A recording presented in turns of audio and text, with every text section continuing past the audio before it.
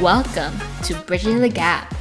I'm your host, Reya, and I'm using meaningful conversations and stories as tools to bridge the gap. You may ask, to what? We'll find out on this episode of Bridging the Gap. Hi, greetings from the San Francisco Bay Area, and welcome to this week's episode of Bridging the Gap with Reya. For those who just discovered this podcast, Bridging the Gap is a place where meaningful conversations are held to help listeners utilize their interests and bridge the gap between their own unique story and passions. Bridging the Gap is also the outlet where we highlight rising and established talented individuals. So if you believe you vibe with this mission, considering following this podcast and hitting the subscribe button to this channel. So without further ado, my next guest demonstrates that you shouldn't be afraid to take a leap of faith. Her story shows that you have to take risks or miss the opportunity to experience everything life has to offer. She is a Filipina-American freelance web developer and an aspiring software engineer. As a busy creator, she recently dropped everything, left the 9-to-5 workplace, and became a digital nomad. Although she has established herself in many spaces, she is also recognized for being the better half of the Filipino meme king, Hella.Basa. So I would love to introduce to you all Khay. Hi, Khay. Hi, greetings from Cabo. Oh my gosh, how's Cabo? Hot. It's hot, and you're wearing a Hella.Basa sweatshirt. I have to support him. I have to. But yeah, we're each other. We're like basically Miss Hella.Basa. Oh. I can't tell you how many times I've heard that, but yeah, no, Cabo was great. It's definitely a different lifestyle from California. I'm a little homesick, but it's definitely an experience. Dang. So to demonstrate like you and your partner dropping the 9-to-5 workplace, like you and your partner RJ and your dog Emma, I love Emma so much. Like she could be a content creator herself. Just did a 2-day road trip to reach Cabo. How was that road trip? So that road trip consists of 2 stops and 2 days for a total of about 20 hours. Went through about 4 military checkpoints and about 5 hours of no cell phone service. But above all, the drive was pretty nice. We were ultimately on the, I want to say, east side of Baja, going down. And so the water was pretty nice and clear as we got more towards the middle of the state line. But yeah, it was really hot. Temperatures were reaching up to, I think, like 109, 110. But was it crazy, or like was it like a calm and peaceful ride? I mean, luckily, like, the Civic had no issues. RJ's from the Bay Area, so the fact that car has been up and down the coast amazes me. I really thought that we would have ran out of AC or something, but no, it was a smooth drive. Luckily, Emma was a good girl. Stopped at all the places that we could have for her. And so, yeah, it was pretty comfortable. Yeah. Wait, so, no, Cabo from like the Bay Area is 3 hours like flight. And then from LA, where you guys were based before like dropping everything, it's 2 hours, correct? Yeah, I would say it's about a 2.5 hour flight. And then San Francisco is about maybe 3.5 hours. Yeah. Were you expecting like an easy journey going to Cabo, like driving, or like were you just like, okay, will I see any crazy things like cartels or whatever? I don't know. Like what were your guys' like initial reactions? Oh gosh. Well, if you type up driving down Baja California, like you'll notice that it's a completely different world in a sense where a lot of tourism is a lot of, I guess you could say, a lot of the towns out here in Baja do base their incoming finances coming in from tourism. But on the other hand, also there's a lot of military, a lot of police corruption that they talk about online. And I really thought that we'd go through some type of, search or something, because that's just what people talk about. But no, like we went through every checkpoint. All the military men were nice, although did not speak an ounce of English. um, the only thing I'd have to say is just, that scorching heat. Make sure that your car is, good on AC, because you will pass through about I was going to say about a certain percentage of deserts, but it's actually 100% desert. So yeah, no, it was way better than what I had imagined. And so I only triggered myself by searching. And then the only new thing that we actually learned was signals don't really do much out on the Baja highways. If you have your signal on, it doesn't necessarily mean, specifically your left signal, by the way, but if you have your left signal on, doesn't necessarily mean that they're going to, switch lanes. It actually means for you to overtake them. Oh, really? Yeah. So it was kind of weird because we were in front of military, and then they would actually have their signals on. We were so confused why why they were doing that. But yeah, no, they were telling us to cut them off on the other side. But yeah, that's about it. So you guys moved to Baja California or Cabo, and you guys are staying there for some time. So like, what is it like living there? I learned that I took a lot for granted. So, it's the little things. It's the fact that I took a washer and dryer inside my home in Anaheim for granted. Because when I came out here, I was under the impression that we did have a washer and dryer, but in fact, we only had a washer. So when I had opened up the backyard, I noticed really soon that there was clothing pin lines.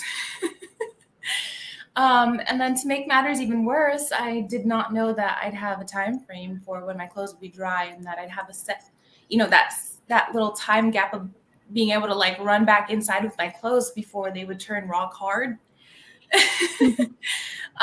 What else? Just also central AC. Every room in my house had AC, and here we only have like 2 ACs. Oh.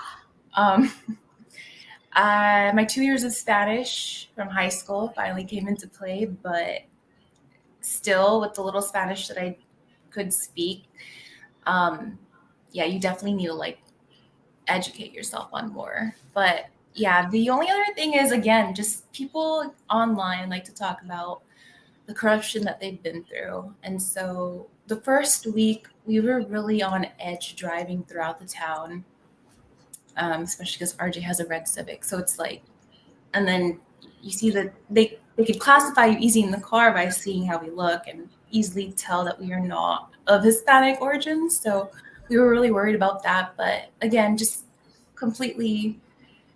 we completely just disregarded the comments online. And if you were to ask us, honestly, we would probably tell you just follow the rules and you'll be fine. Nice. Okay. So I've been like looking at your story, and there's so many different things that like you guys experienced during this little time that's like so different from like what's here in the United States, like especially food, like Yeah. like oh my gosh. But like what do you miss about the United States that's not in Cabo at the moment? Oh, good question. Well, I think I would say food. Food. And a lot of my friends have kind of given me some, because it's like, what do you expect there? Like, of course you're going to have vast majority of the time, like tacos, burritos, nachos, pozole, menudo, birria. And it's like routine that every morning we'll get up and it's like, okay, what do you want? And I've tried to go grocery shopping because I have so many like, the mamacita packets for like sinigang or like adobo. And there's a lot of missing ingredients. So of course the food I'm really missing back home, because you'll find a lot of sushi places, Japanese, Chinese places, but of course there's no authenticity, and therefore there's that mix of the culture where it's just it doesn't hit home. Sushi, for example, you'll see a lot of like carne asada sushi. The meat tastes different out here. Like if you were to go to like McDonald's or like Burger King, any fast food joints, ranch tastes different out here. But I guess, yeah, again, it just really just boils down to like what we're used to back home. But it's all an experience though. Yeah, I love that you're taking this chance to like experiencing something new, because to be honest, not a lot of people would just like do that, you Oh, know?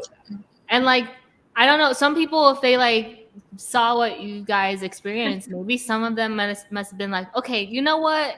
We're gonna go back home. But oh yeah. you guys are like really diving into like the culture out there. And you guys are like learning, like you guys are utilizing what you guys know and like still building up on that. So like I applaud you both, because Thank you. you know what? Like this is like, I think like a lot of people, like especially Filipinos, they won't.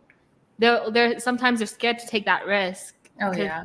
it's the sense of security. But I think I feel like when a lot of people like see you guys do your thing, because you guys are like really big content creators in like in the Filipino space. I think a lot of you guys are going to influence a lot of people to like just do what you want to do, and like you guys have definitely shown that. But we're gonna deep dive into your digital nomad experience like later on in this interview. But okay, so Kay, it's actually been a year since we met in person. Did you know that? Did you remember that? I do, but it just feels like months ago, honestly. Exactly. Like, it's so funny because we met, right? We met like at Escala, and then like it was just like a simple conversation, right? But then we went on live like on a platform, and that's when it like hit. Like Yeah. that's when our like friendship hit. And then it was just like a blessing of disguise. Like it was like an unexpected blessing that I got to know you Yeah.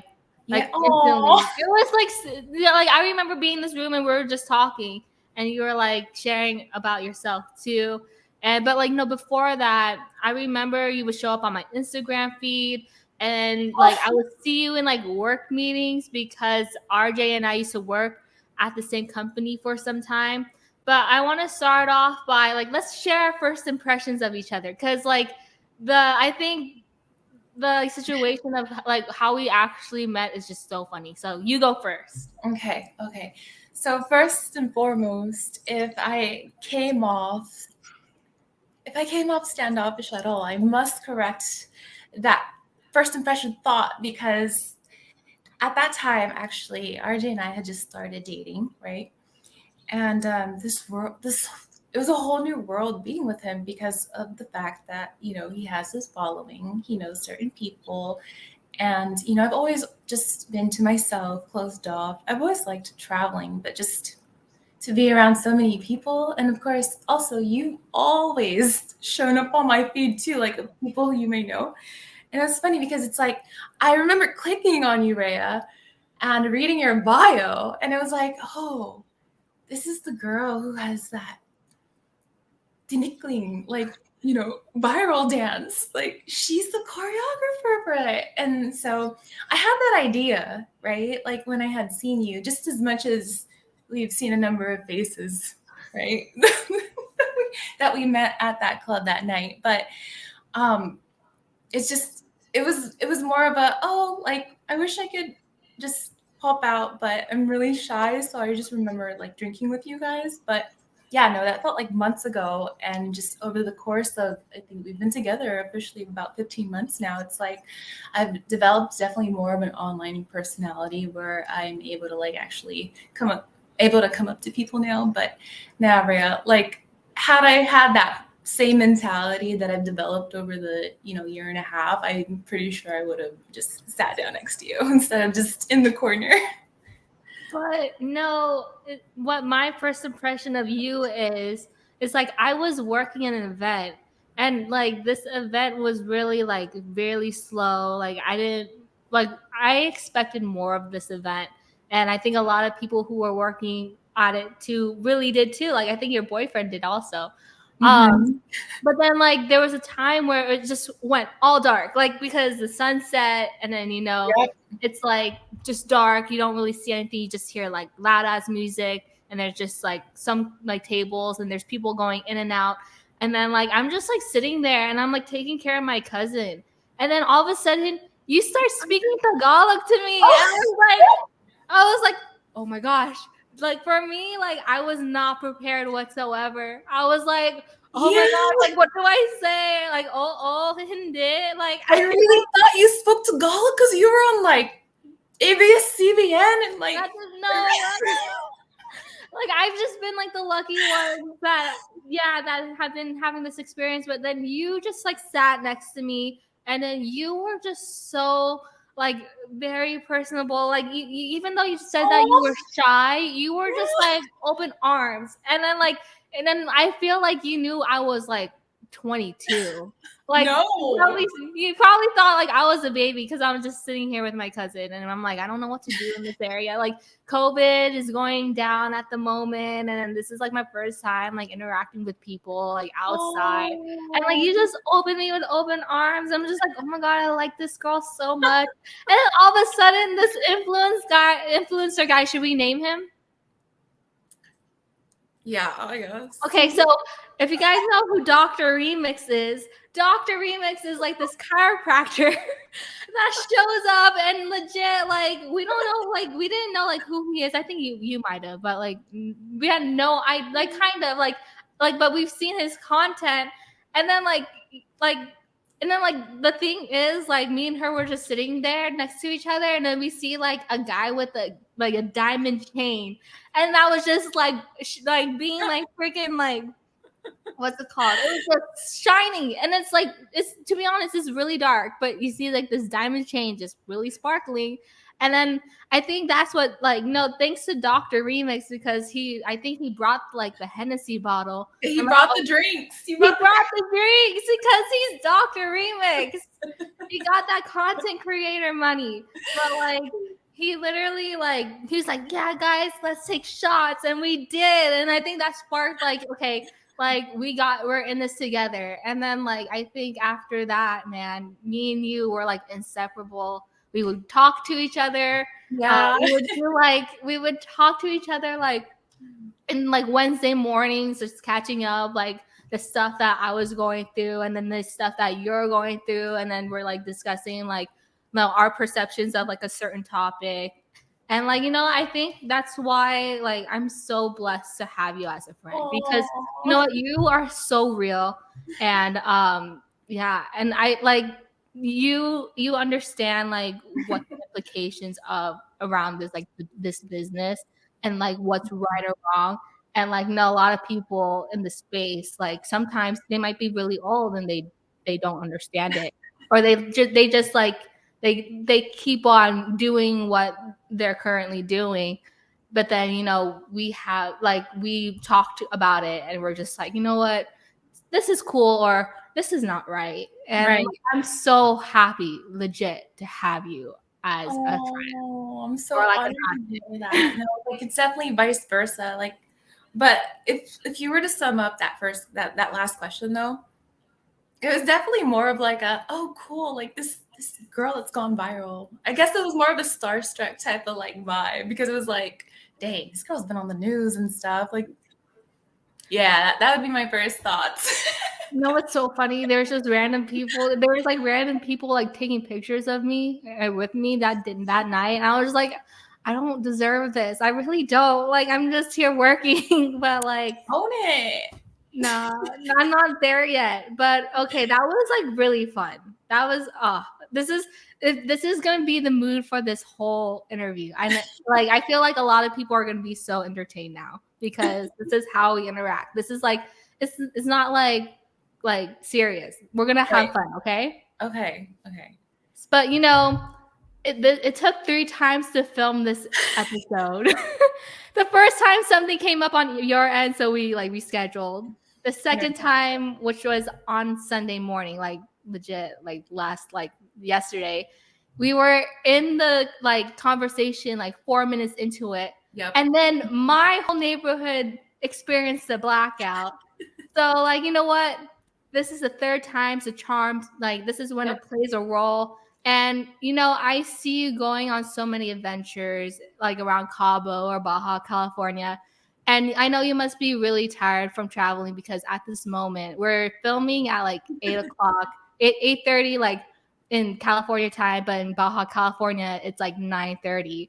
Nice. Um, but before we dive into the story, I just want to say thank you so much for being a guest on Bridging the Gap and trusting me. Like you're trusting me with sharing your story because you always get asked to like do guestings for different outlets, but you're very mindful on which opportunities to pursue. So like Right. thank you so much for being here.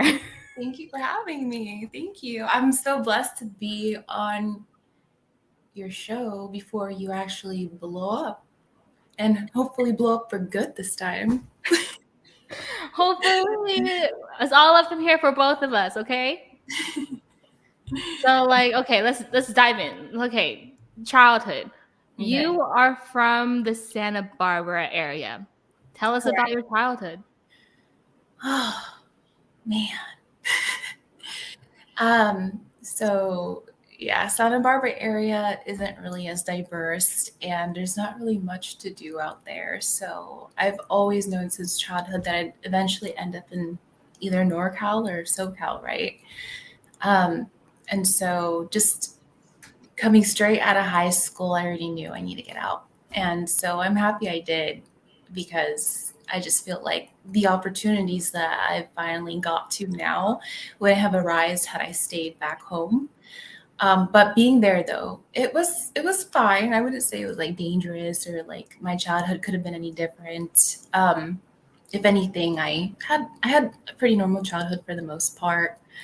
But like just I feel like it would have been more important for me to kind of like grow out of a small town to be able to give myself that opportunity to actually grow once I was able to, legally be on my own out of high school.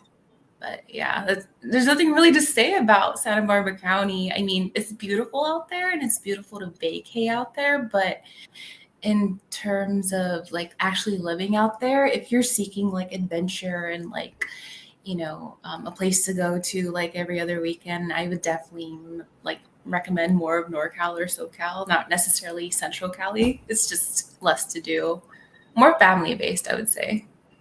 Speaking of family, you shared with me that you were raised by your Lola. Yeah. How did being raised by your Lola impact your upbringing and personal development? Well, sorry, there's a mosquito in here. Um, well, for starters, I am half Filipino, half white. My mom is of European descent, and my dad is full Filipino.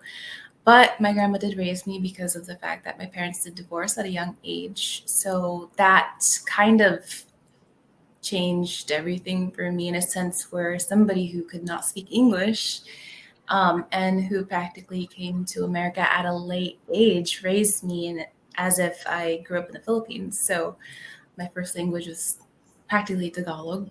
Um, and I mean, I could still speak English, but luckily my mom had a lot of like, she could understand a lot of Tagalog. So I guess if I were to be Taglish with her, for example, she'd still understand.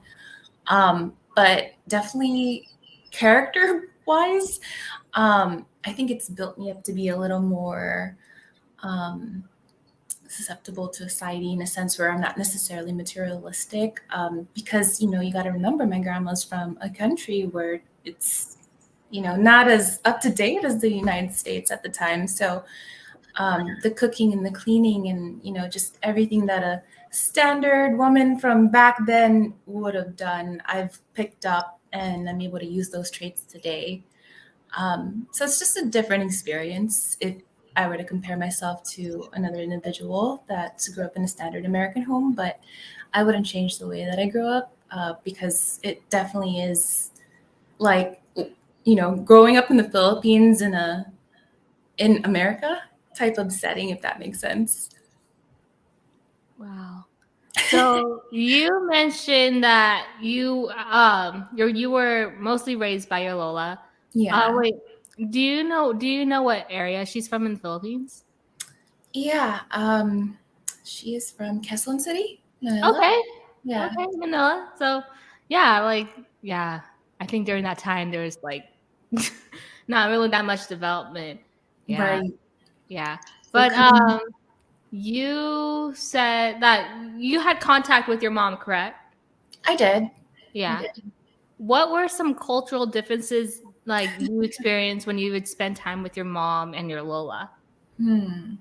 Well, since I live with my grandma, like 100% of the time, and I'd be with my mom probably like every few weeks, every couple months, and I remember there was a lot of big things like my mom would like try to correct me on, and I don't think she's coming from a bad point of view or a spot where she's correcting me, but it's definitely things like, oh, I don't know, my grandma would like leave food right like out with like those nets that the Filipinos Mhm. use. Yeah. So like I'd always be leaving food out, and like I'd always be like lacking in like certain things that I'm used to using in my Lola's house that she wouldn't have, like putting another plate over it. She'd be like, why are you putting a plate upside down on top of another plate, or like maybe most standard Americans would be used to like a bidet, like, as opposed to like, when you're a Filipino kid, you use like a tabo, I guess. Little things like that, or big things like food. Or gosh, I'd be at my Lola's house and standard food would come with rice, and so I'm used to having all my meals with rice, including KFC, right? And so it's like going to my mom's, it'd be like completely different, where it would just be the chicken, for example. Um, Also cooking. My mom wasn't really big on cooking, and therefore it was majority like fast food eating. And then of course you got Lola saying like, there's food at home. Like, why are we going to eat out? So it's just, two different worlds that I had to balance and learn to balance growing up, learning, I guess you could say my white side and then my Filipino side. But I'm glad that I actually was raised in both worlds, because now it's like I'm able to put two together and kind of make my own character out of it. Does that make sense? Yeah, you're legit bridging the gap, girl. You're bridging the gap between your two different like sides, and I think hopefully I believe your mom. I haven't met your mom, like so if anybody like decide like can like think about that. I never met your mom, but I believe like you sharing these customs and like these like just like the way that you like save food, hopefully like you shared like yeah, like different customs have like different cultures have different customs and how they do things. Oh yeah, especially like, mannerisms and Mhm. things of that nature. And I can't really think of specific mannerisms, but I feel like in Filipino culture, it's like, food, like not cursing in front of food. It's like, being respectful in front of it and graceful, taking your shoes off in the house, that type of mannerism. And then you got like, you can walk inside the house with your shoes on. It's okay. It doesn't matter. We got a vacuum for that. You know what I mean? Um, I'm not stating that my mom curses in front of food or anything, but I'm also not stating that there would be necessarily like, a filter as taboo as it would be for Filipinos. So it's just two different worlds. And so like the mannerism I have comes from definitely both worlds. But, of course, being with RJ, I'm still learning more mannerism like in the Filipino culture as we speak. Okay, we're gonna get into that. If everybody's like, oh my god, when is she gonna talk about Hella.Basa, we're gonna get into it. But let because this is gonna share a big picture of who Kay is. Okay, but if you look back at your time at grade school, what did you want to do after high school? Oh gosh. Well, of course my grandma like has, you know, put her in me like you're gonna be a nurse because you're Filipino. My mom was definitely more open with whatever I wanted to be, because that's how her culture is, right? Just we support you no matter what. But I wasn't really sure. Fun fact about me is I truly believe that I've been undiagnosed my whole childhood with ADHD. And so I was always like hopping on new things, hopping on new trends, and then just dropping it, having this hyper fixation for certain things and just losing focus.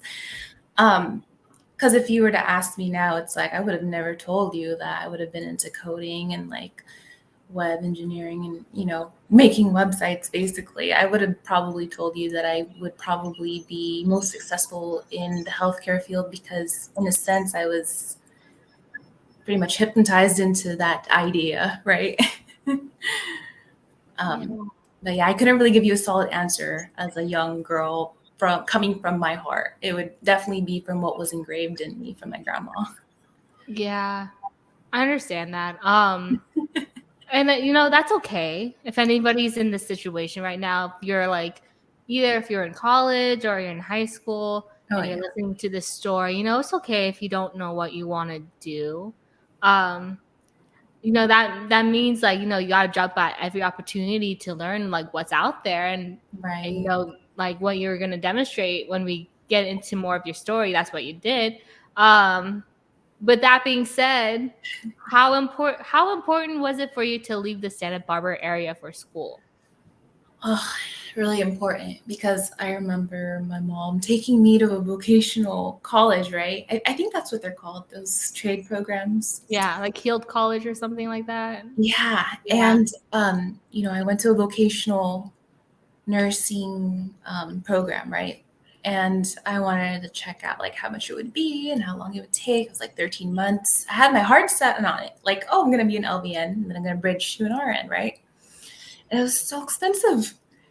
I was like, either that or, I have cousins that had graduated years before me, still like in line in the community college, like at our local community college for the nursing degree program. So I was like, I can't, like, I need something ASAP. So it was super important for me because when I had gone out to LA, I already knew, like, my first college that I went to, fun fact, is Platt College for licensed vocational nursing.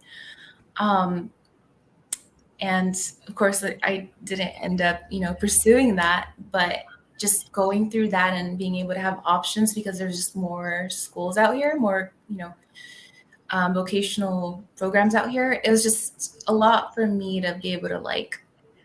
It was a ton of more options for me. Sorry, I'm like stuttering. It was a ton of more options for me, and financially it fit right. And also, again, just I've always been somebody who's curious about new spaces. So moving to SoCal was like I needed to do it. So you wanted to get a degree for being an LVN, which wanted to bridge to And going into RN, but then you decided, no, that's not for me. yeah. After that, what happened? Like, what did you do next? Well, so then I ended up going to college to get my bachelor's in health information management. And from there, it was more of the electronic side of like, the healthcare systems, right? Learning coding also, like not necessarily computer coding, but like medical coding, right? And that wasn't really that fun for me. I still wasn't diagnosed with ADHD, but like for some reason at that point in my life, in my mid-20s, I was already like, this isn't normal. Like I could run on forever talking and I'll be repetitive and I'll catch myself. And there's points where I was so self-aware that I started questioning, like, what truly is this? Because if I'm so self-aware about it, then, you know, somewhere I started reading about chemical imbalances, but that's kind of where it just all started to make sense for me. Because once I got diagnosed and I started taking like Adderall, um, my hyper focus on the, I guess you could say, non-important things kind of just dropped off. And I started focusing more on things that, financially were just better for me.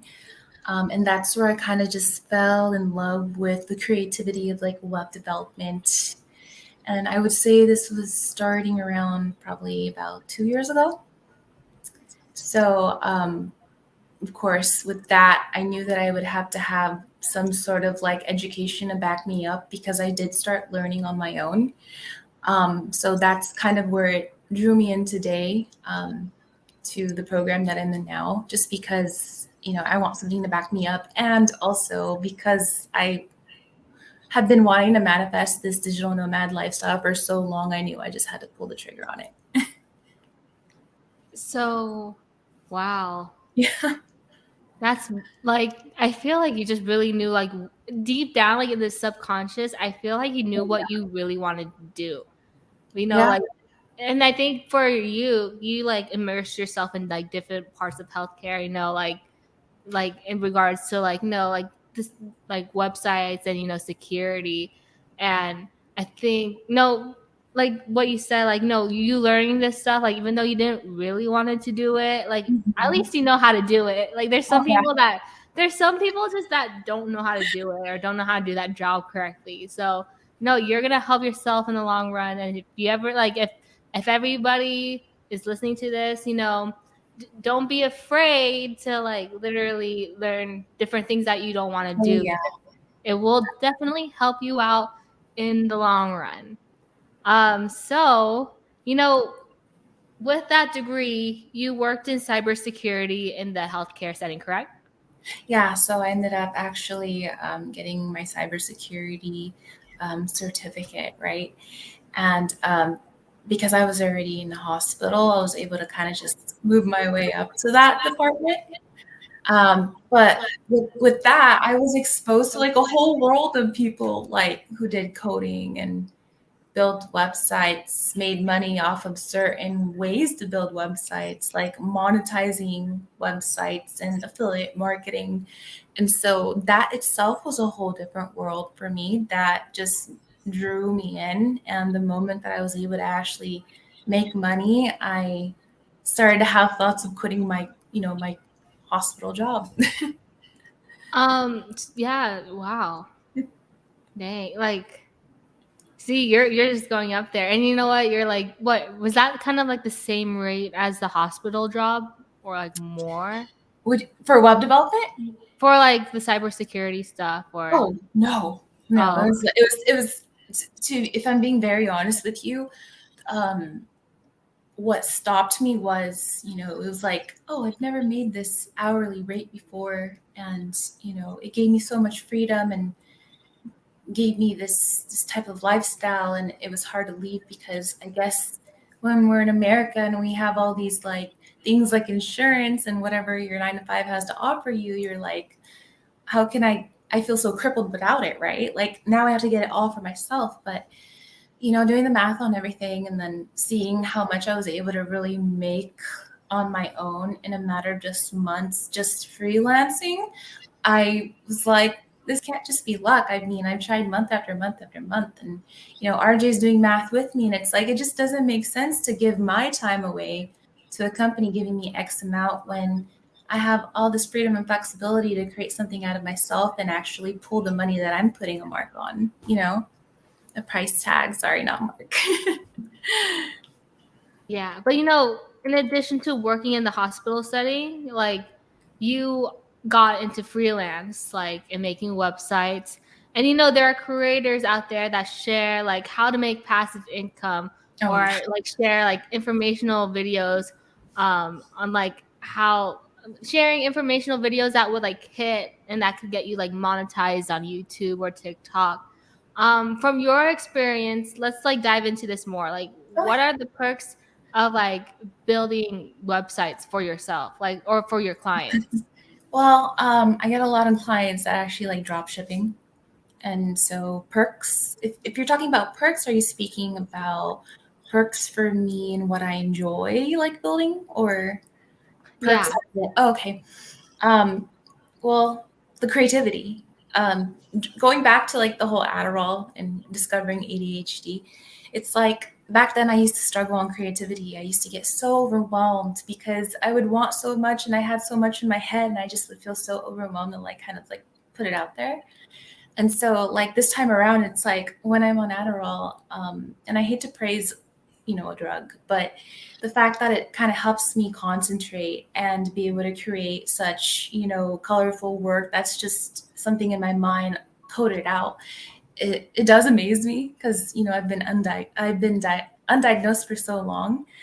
But also I love the fact that you could control your life. You could literally control your life off of a website, whether it's not even having the product in your house or having the product in your house. It comes to show that anybody could literally create a website, put a product on there, as long as you obviously know like the wholesale, merchandiser, if that's what they're called.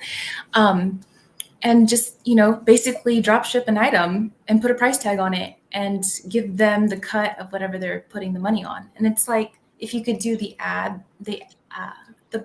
right on it, you have a self-made, like fully automated website. So yeah, just the fact that you could have something automated also, it's just the beauty of it to be able to travel and have something set up that way, gives you so much freedom in life.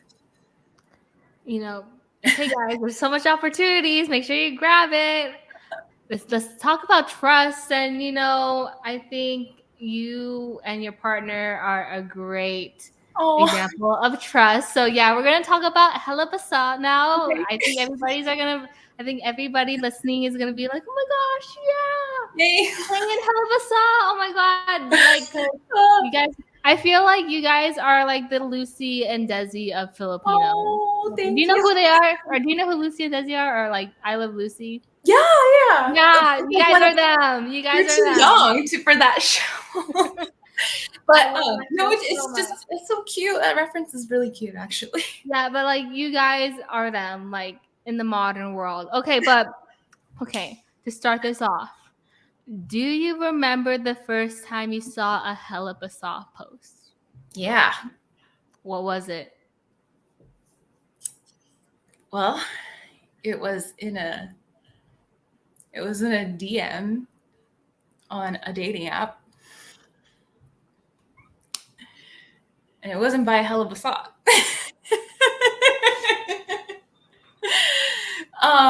So it's like the few people that know the story are just so mind blown by it because of how it kind of all went down. And I never believed in like dating apps anyways. It was always just for fun, of course, because like the way I always saw it was whoever I'd end up with, it would just occur naturally, right? But the post, if you're talking about the specific meme or the post, the video, gosh, I want to know actually, but I don't want to turn that app on actually. It's okay. We don't have. Yeah, to. you know what I mean. But no, that topic has like we've thought about that out loud. Like, I wonder what that post was that got me to follow the page.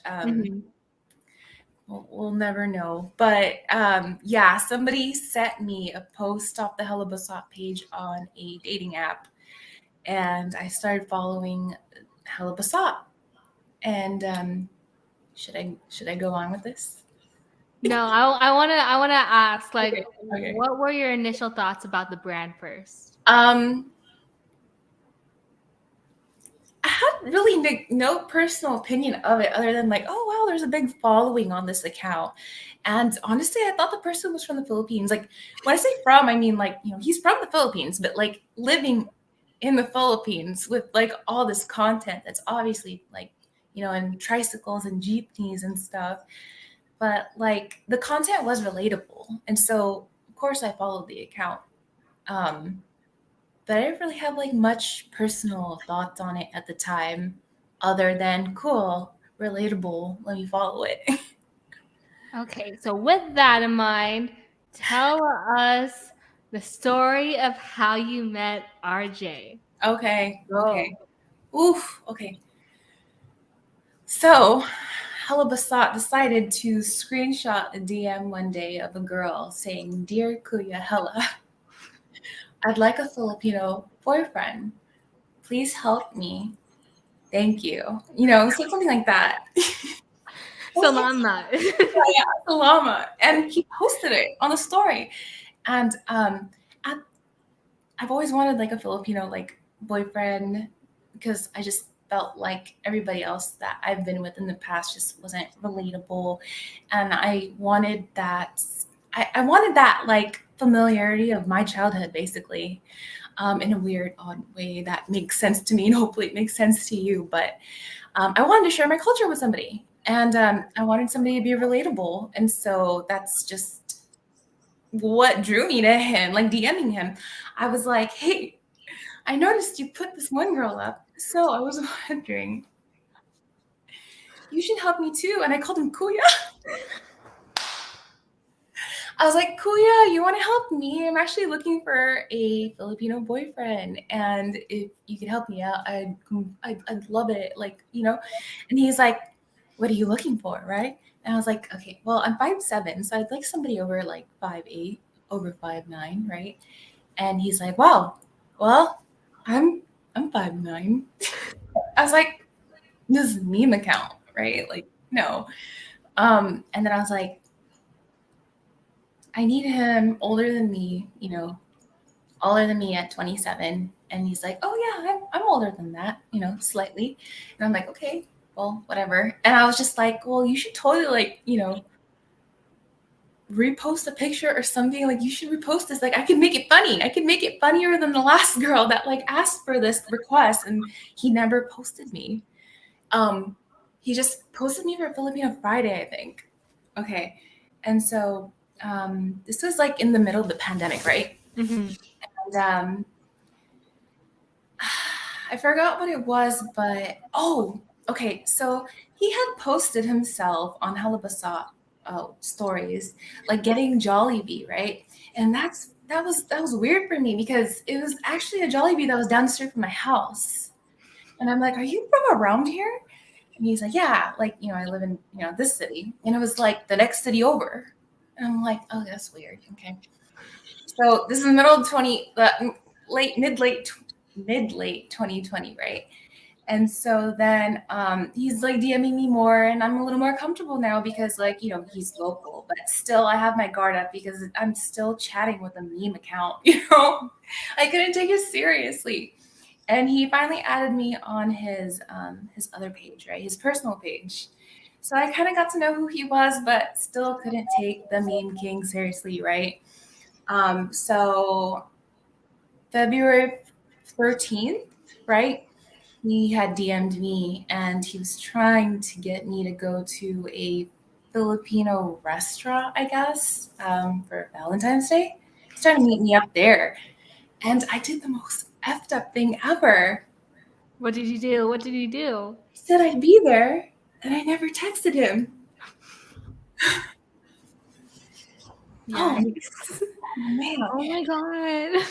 Kawawa. I know, right? I said I'd be there and more messed up.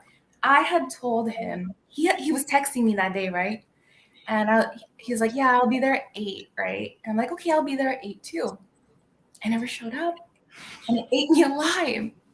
It ate me alive so bad that in March, fast forward, there was a day, right, where I had my sisters with me, and my best friend was coming over, and it just felt like I had to give him a chance. Like, I had to get to know him because I felt so bad for setting the guy up, I guess. And basically I said, you know, my sisters want tacos, so I'm going to buy a bunch of tacos, and like, you should come over. And it felt like a safe setting to meet a guy, obviously, because he's been talking to me for about like a year now, and I've been like kind of throwing him off. And so basically he came over, and it was weird because my sisters were like, you never have guys over, like this is weird, right? And I'm like, I'm just rolling with it, whatever, it's a friend, right? And then he never freaking left. And then he moved in. No, everything this I knew from the get-go. No, we just clicked, right? No, so he came, and don't get me wrong, I mean, it still took me some time to get like serious with this guy because, you know, in my head I'm just like, I still can't kind of take him seriously because, you know, not just because he's, you know, he owns a meme account, but I mean, just in general, I needed time, but it felt right. It felt natural. And so it's funny because he would come over and we would just chill, and he was like so natural with me. We just vibed so well. Everything just kind of flowed, and over time, we were just like, it felt right. Just, you know. But it's just funny how it started with somebody sending me a meme off an app. Dude, okay, I have a question. Yeah, okay. If your initial thoughts were he was from the Philippines, like he was just posting in the Philippines, would you do a 90-day fiance with him? If that was like, then since that was the initial thought and you didn't know that he was based in the United States. I mean, I don't think it would be a total Ed moment, or, you know, like, I don't think it would be like, I think we'd still vibe. But then again, growing up in the Philippines, I think he would have been kind of different in a sense. Mm-hmm. So I think we'd have a lot of more differences, but like a lot of things were just too weird. Like, you know, the fact that he only lived like 10 minutes down the street from my house was weird. The fact that he had only worked like maybe like 9 minutes down the street from my house, like it was just too coincidental how we were like in similar spots of SoCal and just clicked. And then of course, like he moved in within like a couple months, and yeah, we make this joke all the time, like, I hope it doesn't sound inappropriate. I don't think it's inappropriate, but he literally came over for tacos, like, tacos. And he never left. He just never left. And now you guys are in Mexico. It was a sentimental moment for us because we were walking down the same road going to the elevator, and we were just like, damn. It was just 14 months ago. You were just walking here, meeting me for the first time after I had ditched you a month, after, with all our shit, like going to a different country. Like, this is crazy. Like, it was so, I mean, it's still like kind of like not real for me. Sometimes it hits me at certain moments of like days where I'm just like, oh crap, I'm with this guy. And oh my God, like it all started just because that guilty conscience did eat me alive for weeks, to be very honest with you. Just, I've never set anybody up like that before, but also I was scared. I guess I was too shy. So I just kind of freaked out and I left him. But I'm glad I let that conscience kind of eat me alive, and I kind of accepted that and made things right, because it was for obviously good reason. Yes. Wow. So if it's eating you alive, yo, you gotta check it out. You gotta check it out. You gotta check it out. But if the person's weird, don't. Okay. No. Right? No. Safety. But at least you talked to him. Like, it took a year, right? Oh yeah, it was a year of him DMing me and just me being like red or heart or, oh, I'll reply to this, Yeah. I mean, I could have given him a chance earlier on, but fun fact is me and my best friend were also just traveling so much at the time in 2020 and the beginning of 2021, and it just we were busy doing our own thing, right? And so it was weird because at the moment that I had met RJ was months after that, after me and my best friend were inseparable every day of the pandemic and the beginning of 2021, she ended up getting pregnant. Oh. Yeah, she had a little blessing at the same time that I had my blessing. And so we love that. We love that. We love that.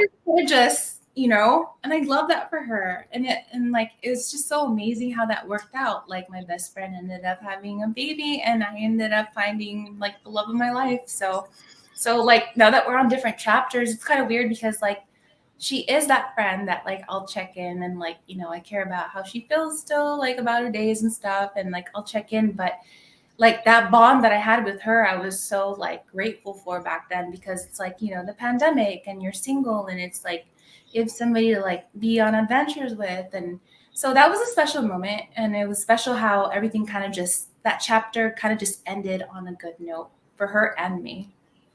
Yeah. Well, at least, that that just shows that, you guys are still friends. Oh yeah. And like you guys don't really have to rely on each other to keep on going. Like if you probably call her now, it's just probably gonna be normal, like just Yeah. right where you like left off.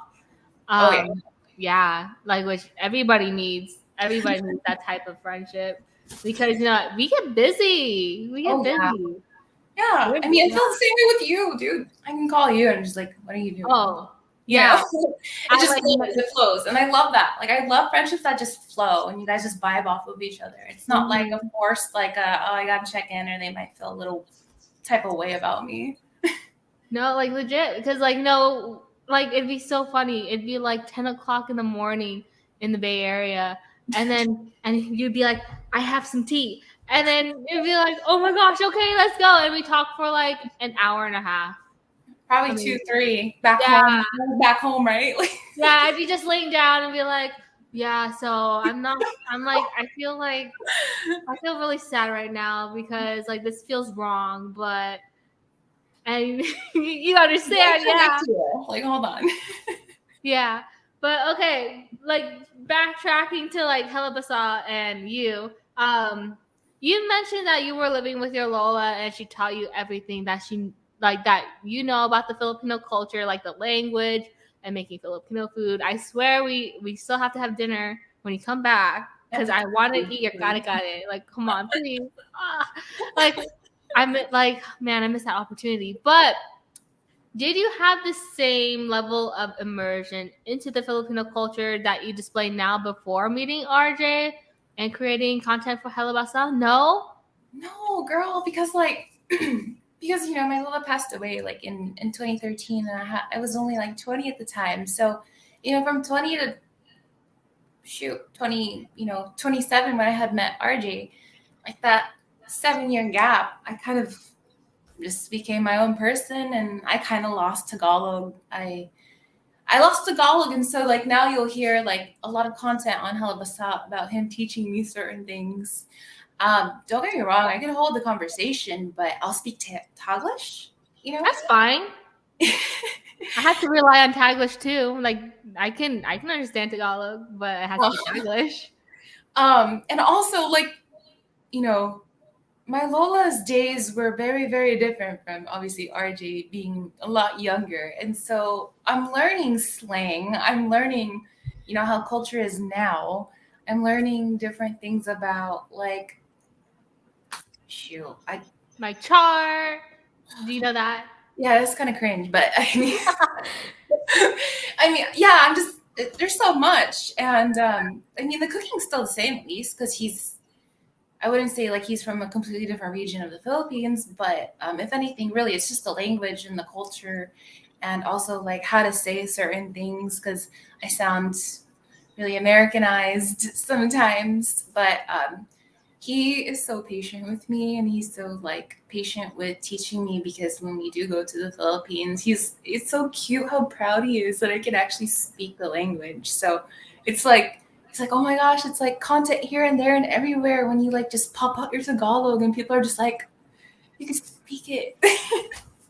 Dude, I seriously thought you just knew Tagalog. I didn't know it was like you were just mostly relying on Taglish because when you met me, like when I met you, you legit was just going straight Tagalog. I was like, what the I was trying, but also like Reya, again, you're coming from this big Filipino, like, following of tinikling. Come on, that's a cultural dance. Like I assumed that you you were fluent, and like that's fine. That's completely fine. I mean, look at me. It's okay, guys. If you're in the same situation as us, it's okay. But yeah, no, the Tagalog that he's teaching is actually pretty deep, and so it's like the fact that I could actually go back and forth with him now. It's just kind of funny because I'll have to think a little, and then it's like, okay, then I'll pop up. But so far, my favorite thing to talk in Tagalog is we talk mad crap to each other because I'm learning how to like really talk slang. Oh, really? Like, ano ginagawa mo dito? Like he'll be talking and like at a random I'll be like mukha mo, which is like your face. No. Yeah. He's like, what? Like, yeah, I know. I'm learning how to be really disrespectful in Tagalog, and it's actually pretty fun. Oh my goodness. You're Yeah, no, I we're silly together. dude, I think everybody in the Philippines is just gonna be so shocked with you. They're gonna be like, "Oh my gosh!" I'm It's actually really excited. I'm excited to go to one of those because I haven't been to the Philippines since I was little, right? So it's like I'm excited to go buy something like one of those stores in the houses. sorry stores, dude. Those are the best. If you And need like a snack, talk just go English to through. them and then like bust out Tagalog out of nowhere just to see their reaction. I think that'd be so fun. Yeah, like how much is this? Oh, sige. Yeah. Dude, okay. But you know, the Hella.Basa brand went through many seasons regarding what types of posts are shared and how it highlights Filipinos, not to just kababayans all over the world, but also to viewers who want to learn about the Filipino culture. From your point of view, how have you impacted the Hella.Basa brand? Well, for starters, the Hella.Basa, when we talk about the brand, the actual logo, um, I guess you could say it played a big part in like web developing and actually like Okay. coming up with like the merch shipping and stuff because I was like, RJ, you have a following, like people like your stuff. Like I started noticing real quick, like we were in Vegas and people would notice who he is. And we were at the 626 market, night market, a couple of like months, a couple months ago. And like somebody recognized them. And it's like, no, like people know you. And so it's like, create something, you know? Um, to me, because, you know, I was already into web development at the time, like he was a walking billboard.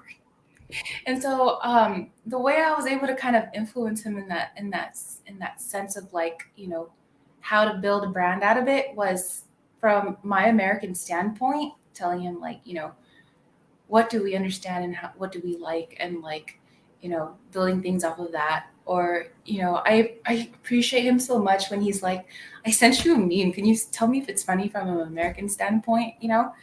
um as opposed to like from a, you know, cultural Filipino standpoint. So I feel like a lot of the Americanized content that is on the page, I'm not necessarily saying I approve it. I don't approve it. Everything is completely coming from him, but in a sense, I do kind of share if it is funny or something interesting or, you know, relatable to us Americans as well as, you know, the family back home in the Philippines. Okay. Business. Yeah, I mean it's kind of switching up. You know, Instagram is switching up in a sense where it's beginning to be a business world. Mm-hmm.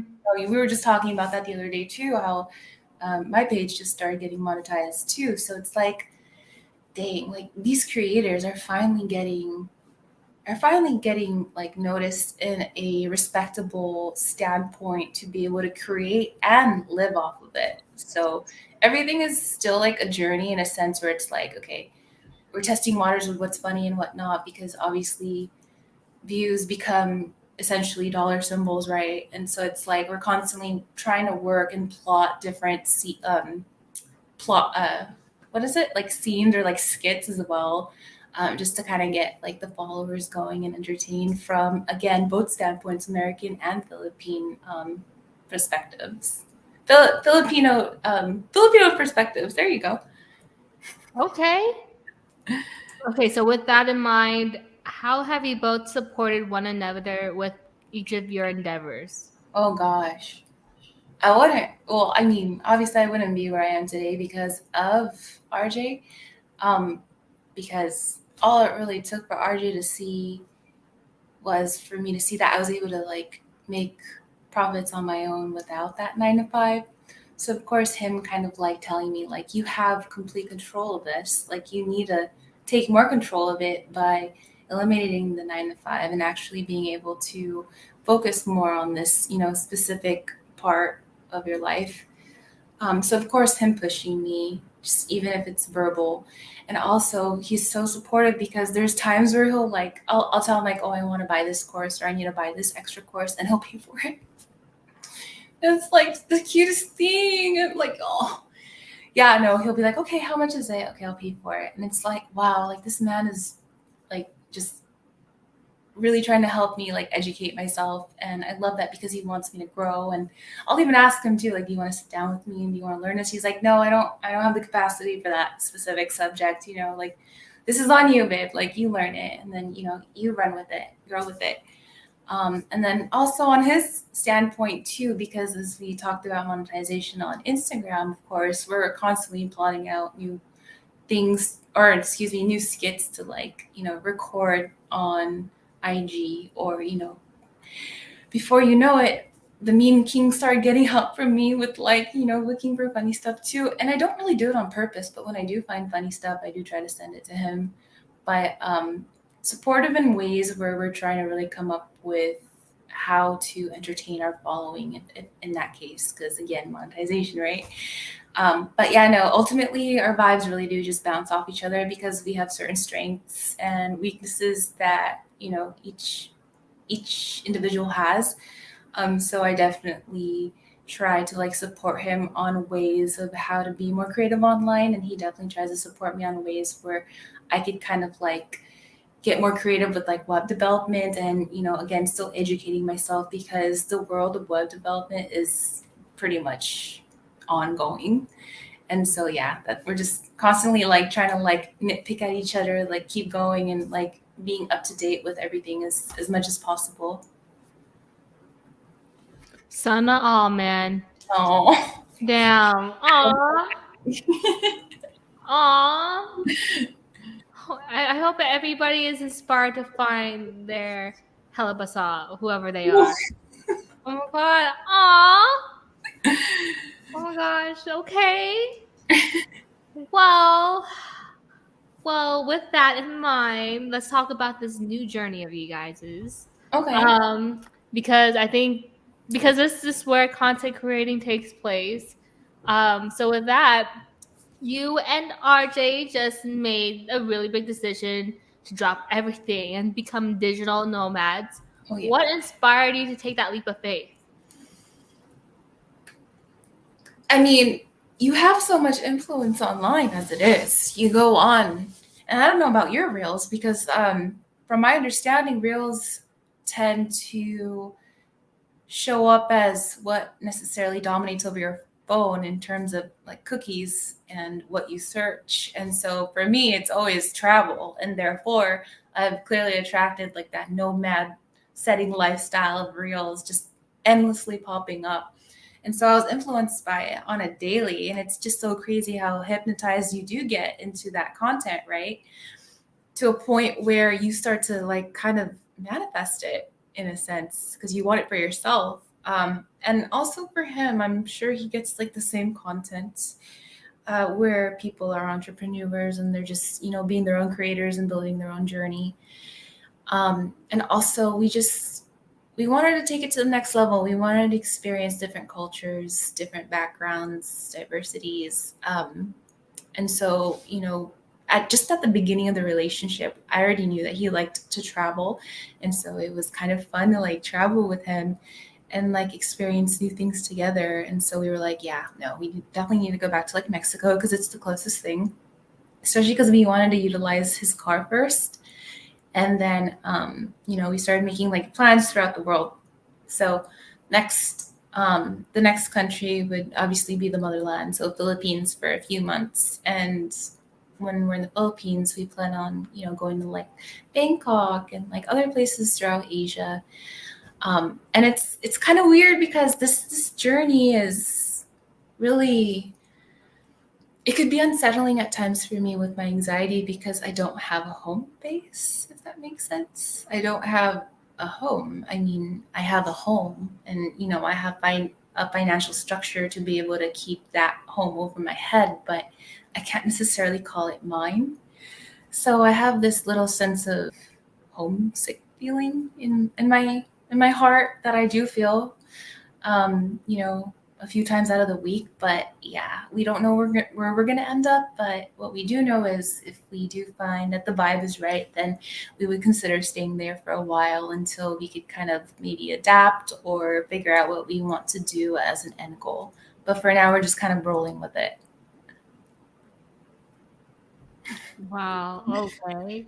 Okay. Wow. Social media just really like influenced you. Just be like, drop and like, let's go. I mean, social media and like, come on, Reya, you can't tell me that like you wish that like all I would do was daydream at my 9 to 5 about how I would be like so upset at certain days where I had to wake up at like 7:30 and like, I wish I could sleep in. I wish I could do this. Your lunches, it sucks so much to like clock back in for lunch. And it was just like, man, I wish I had more flexibility in me. And it's like, man, I wish I just wasn't tied down like this. I want to make my own money on my own time, right? So that all kind of played a factor. So whether it was because like I felt like I needed to be my own boss and set my own schedule, and a mixture of seeing all that traveling, um, everything kind of combined just made sense to me that I clearly need to just do things on my own because uh, I'm so like I'm so spur of the moment type of person, and to have such a structure of that nature, it just kind of stopped me from doing everything that I love to do, like on my own free will, if that makes sense. So was it an easy decision just to like no, it wasn't? Was it like more of like a security like back and forth type of thing or Oh yeah, girl. I was crying. I would cry. I would cry because I'd have like moments where like, okay, I'm talking to like my director, and then I wimp out and you know, and I'll do it. I'll talk to RJ, and he's like, "It's okay tomorrow." Like he'd cheer me on every day, and I'd be crying, but like I wouldn't really have like words to say like why I'm crying. I just knew that I felt that anxiety, like, oh, you worked so hard for this position, you spent so much money in school for this, and it's like you're just gonna drop it, and it's so scary because everything's on you the moment that you drop it, right? But yeah, no, it was like the best decision ever. And it just comes to show that once again, if you were listening in the beginning of the podcast about, me having that gut feeling where I'm just like, I need to contact RJ, right? Like I messed up and like I need to follow that gut. I clearly had that same gut here. And I just needed to follow it. And so it just led me into this whole new world where like I'm so much happier. I've lost so much weight, and like the lifestyle is just, it's so different in a sense where it's like I thought I'd have to like be glued to my laptop every day, but as long as you have like a schedule and you're on top of your things on a daily, then yeah, it doesn't feel as strict and as scary as you'd imagine it to be. so why was it so important for y'all to start this new journey and chapter in your life like right now? Like this at like in this time? Um, okay, first and foremost, we have this joke. Well, I have this joke. I call it a vacation from inflation. I was really drinking water right now.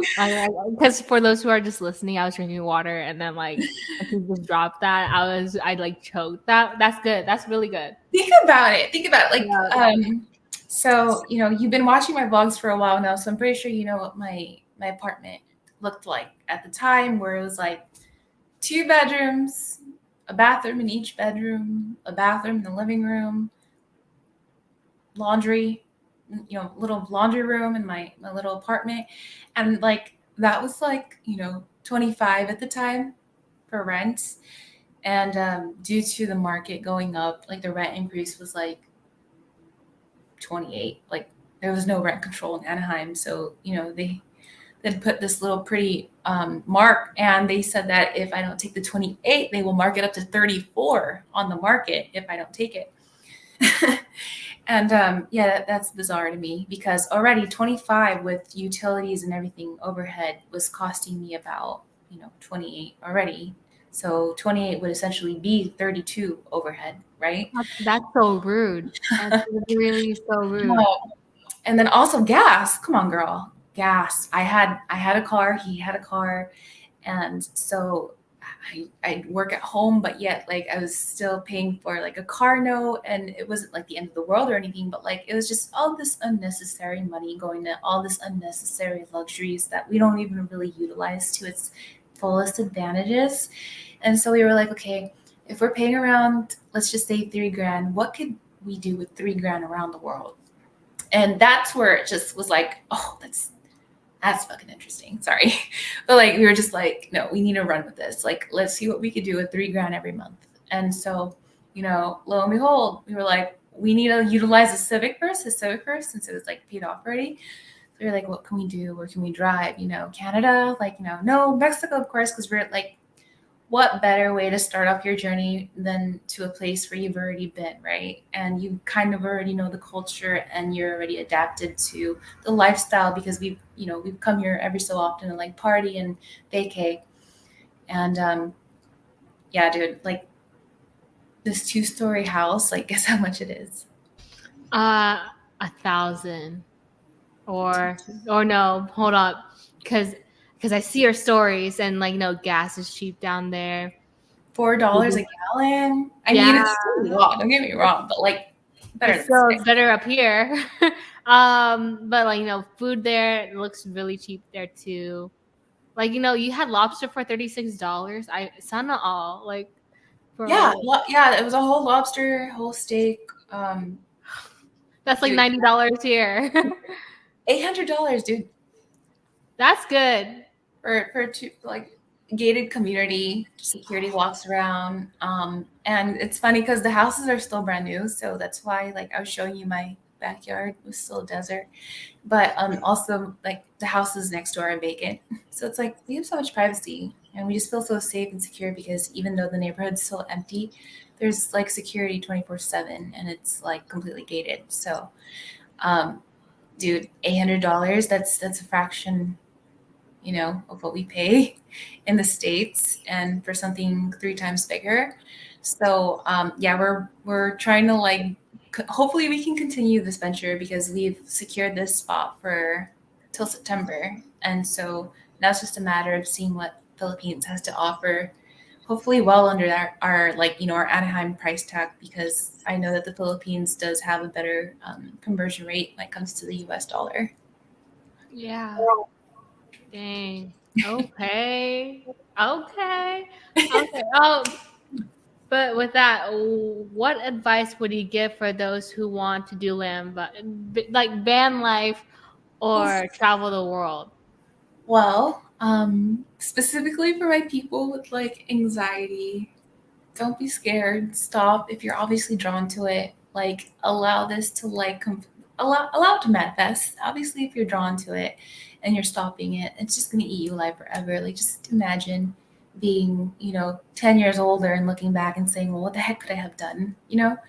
So obviously do it with a financial structure. And so, like, my other recommendation would be to definitely look into what you could do in the digital world, whether it's maybe um, learning web development or hiring somebody to create a website for you, have it monetize, create something that's on autoplay, like drop shipping, for example.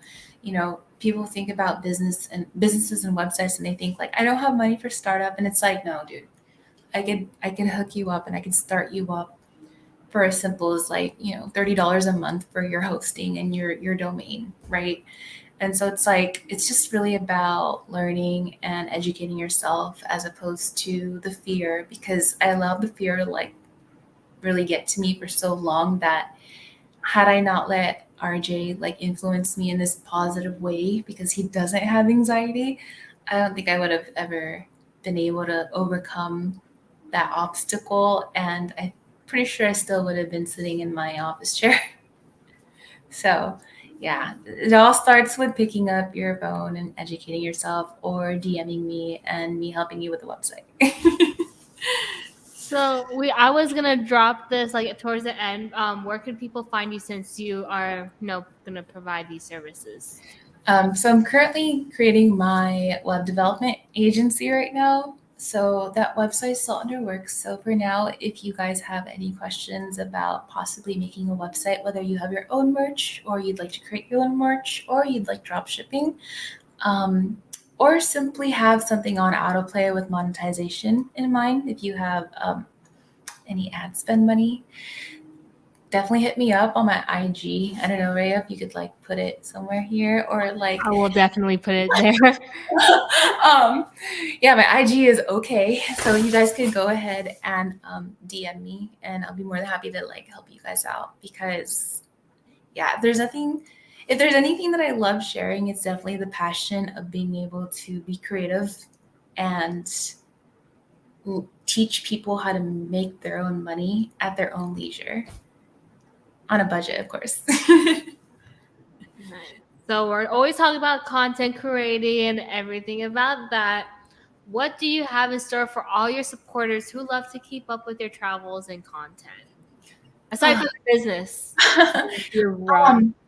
Well, it's been 2 weeks into traveling, and so I haven't necessarily made too much content yet. But moving forward, though, once I kind of get more set on the digital nomad lifestyle, because it's still been it's pretty new.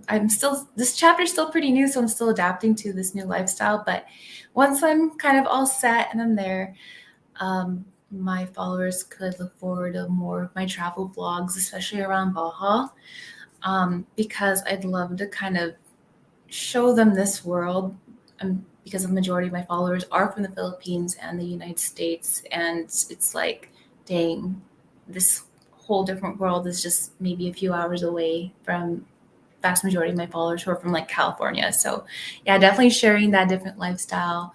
That's what my followers could look forward to, but also just that sense of like, what the heck is she doing next? Because I honestly don't know.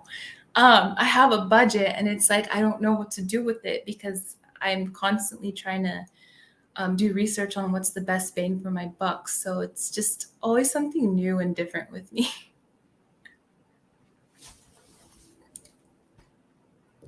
Okay. Usually when I do these like interviews, I put my own like 2 cents in it. But I love hearing you share your own story and sharing your like interests and like no, even like sharing like what a healthy relationship is with your significant other, because a lot of people, especially like young people, like around my age, really needs to know like what love is supposed to be. Mhm. Yeah, yeah, and like so I'm just like in awe. And for those who are just like listening and for those who are tuning in, I hope you guys took this information into like, usually like, if sometimes if like no, especially with the Hella.Basa part, like if it was like silent and like you're not watching this on YouTube, like we're laughing here. Like and we're like, and I'm like smiling because I'm so happy that Khay finally shared this story and shared her gifts with all of us, because like just her bridging the gap with everything, with all her interests, or like, it's gonna help someone. It's Oh, really gonna help someone. So we're almost at the end of our interview, that this is like legit third time's the charm. Like, right? yes, girl. Good flow. Yeah. So okay. Last 2 questions. You ready? Okay, ready. So where do you see yourself in the next 5 to 10 years? Ooh, gosh, girl. I wish I could tell you. Um, me and RJ have bigger plans for us, of course. And so we feel like we're doing things the right way. And so if you were to ask me, it would be that perfect structure, right? Of hopefully being able to, settle down somewhere and settle down, what I mean, tying the knot and actually having kids somewhere. But that is kind of like the base of like what we want, but of course it's like where though. So we're still unsure, and it's also kind of something that's probably going to be highlighted in my vlogs because we're still like lost kids in the world trying to like explore. But I'm hopeful that we could settle down. But if not, then I would imagine us being like that typical vlogging family. If, God were to bless us with a family, that typical vlogging family that would be traveling the world. But, of course, hopefully with a home base, just so for that peace of mind, that security.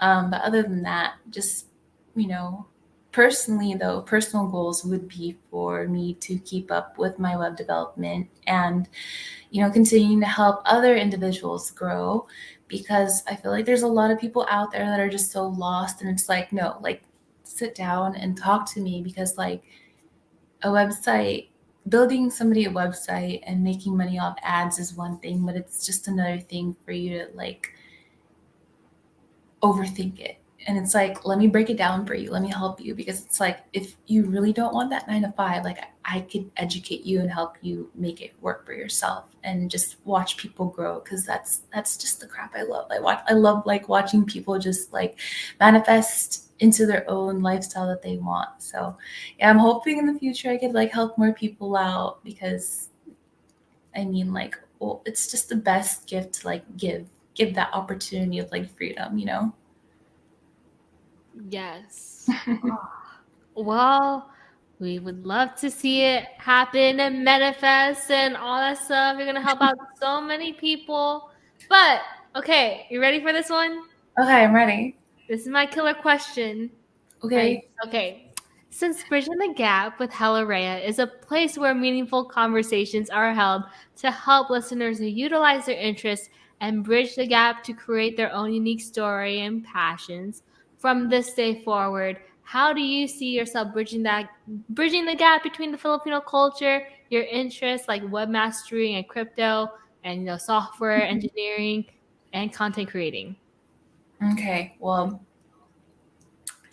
gosh, I feel like I'm with that outlet. Like he's educating me literally on both worlds, and it's like I'm this walking,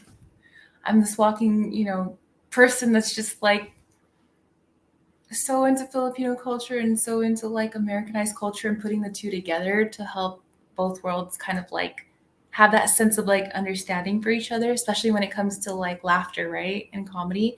So I'm hopeful that in the future, um, if you're asking me what my goal is to accomplish within the two worlds, it would definitely be to help create more of a structure between both worlds of understanding. Because as of right now, it just kind of feels like, RJ were to ask me certain questions about certain things from an Americanized standpoint, and then vice versa, right? And so it's like, I feel like I'm that person to kind of help, I guess you could say, be relatable to both sides. And this doesn't just come from like a comedic standpoint, right, of memes, but more so in a standpoint of like also like financial growth as well. Because I don't feel like, oh, then again, I don't have anybody that are like that I'm close to that could educate me on if this was a big thing in the Philippines. But like, I just know that it is kind of rare to have like those opportunities, for Filipinos in the Philippines to be able to like get their hands on certain things, like, websites and getting creative and being able to make their own money. But if I had that opportunity, especially because that opportunity in my mindset is more from a USD standpoint, I feel like I could help a lot of people on that and also grow financially as well. So it's like just a whole big world of like helping people understand the opportunities that are there that they're not educated on, whether it's on this side of the world or on the other side. I love that so much. Oh my gosh, like literally I'm like there like I use this bridging the gap question between like for like artists and all this other stuff, but that for you to share it, make it like where we can like evolve, and where it's like used as an educational purpose.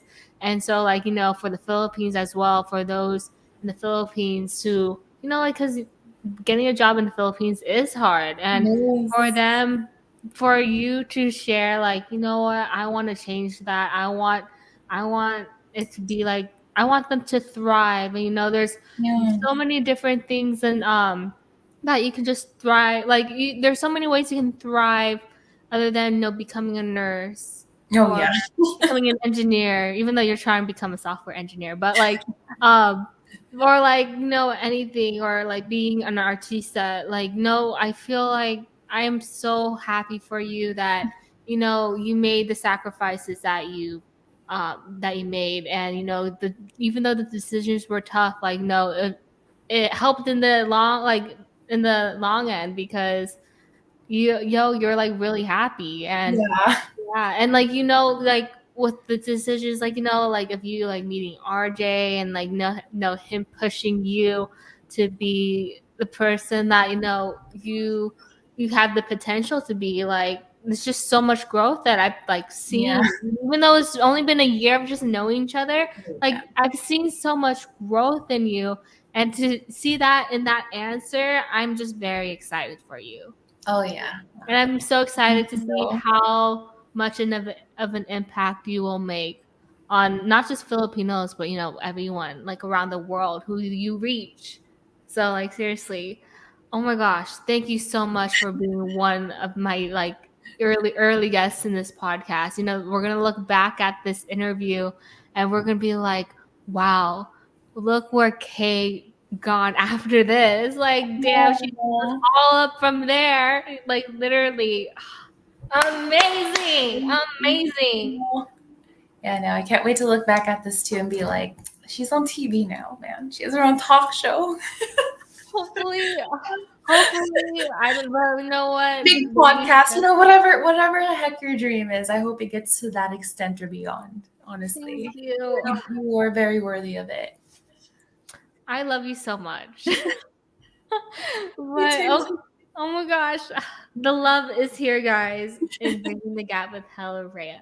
Okay, so since that was the last question, and we're like closing this episode like now, where can we find you on social media?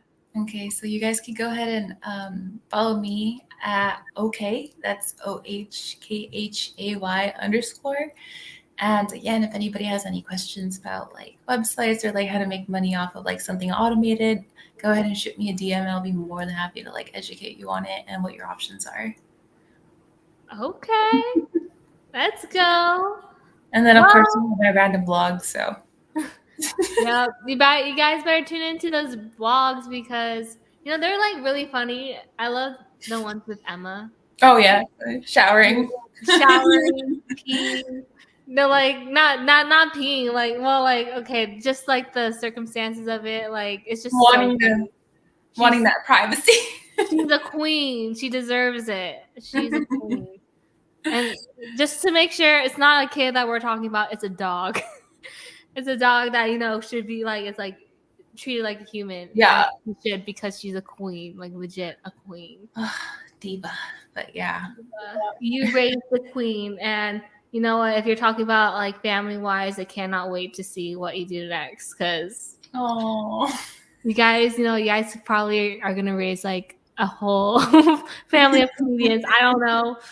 Who knows? Maybe, probably only God knows, but yeah. Well, this concludes this week's episode of Bridging the Gap with Hella Reya. To stay tuned on future episodes, consider following this podcast on Spotify and Apple Podcasts. If you haven't subscribed yet, but you're like you're here and you've watched all my other episodes, please subscribe. Yeah, subscribe to this YouTube channel at Hella Reya, and hit the like button. Too, because this was really good content, and we just gotta uplift everybody. If you love the video version of these interviews, follow me on Instagram at Hella Reya and at Hella Interviews. Hella Interviews will be the place where you get consistent updates on new episode of Bridging the Gap with Hella Reya, and all the favorite interviews with your favorite Capamilia star. So make sure to follow Hella Interviews for me and I guess whoever you want to see on Bridging the Gap or like your favorite artista. Okay, but you know what? Till then, be Thank you for creative. having me. You are so welcome, but thank you for being here. I swear, Kate, thank you so much. Oh my god, this is great content for both of us. But you know what? For everybody listening, till then, be courageous and see you there.